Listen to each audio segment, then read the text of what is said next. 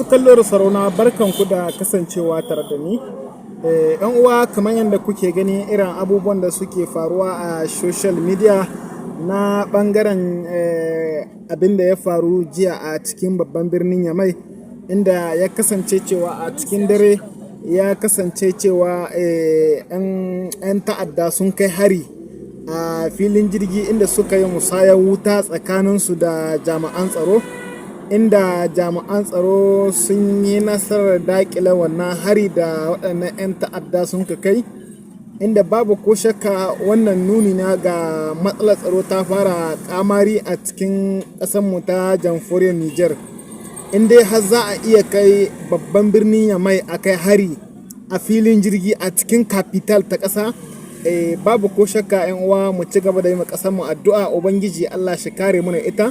Waɗanga jagorori shugabanninmu na mulkin soja da suke jagorancin ƙasa, ubangiji Allah ya ba su nasarar kawo ƙarshen waɗanga matsalolin tsaro, inda ya kasance cewa mazan yankuna kusa ga inda wannan ibtila'in ya faru sun kwandare cikin rudani, ganin abinda ba a saba gani ba. Ana jin ƙarar bindiga, inda ana musanyen wuta tsakanin waɗannan 'yan ta'adda da su da jami'an tsaro, inda an yi nasarar daƙile wannan hari.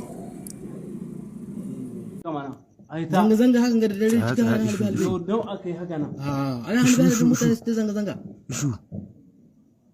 na hasubinallahi ta ga wai wallahi wallahi wajen mu la ilaha illa inna lillahi inna lillahi wa inna ilaihi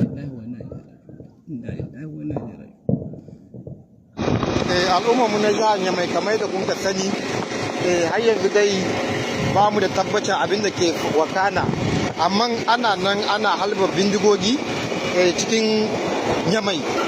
Nan muna fata al'umma ku tashi tsaye, mu san da kuma ya kamata mu ba kasar mu kariya da shugabannin mu. Har yanzu dai ba mu san abin da ke wakana ba, amma muna neman al'umma da su sani akwai halbe-halbe da ake yi. Allah ya kare mu da kasar mu, ya kare mu da shugabannin mu, shi dai za mu ci wa insha Allah. ku samu muna wani abun da an dame shi sosai ma an dame shi kila merci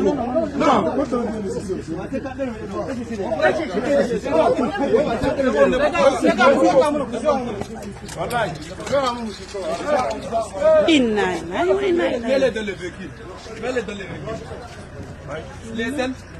oui.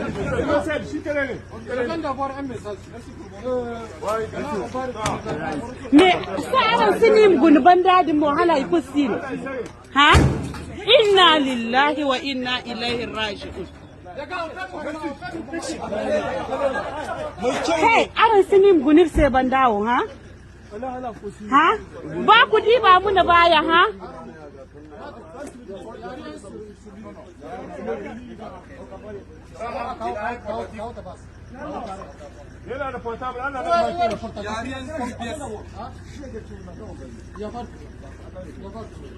Ina portable.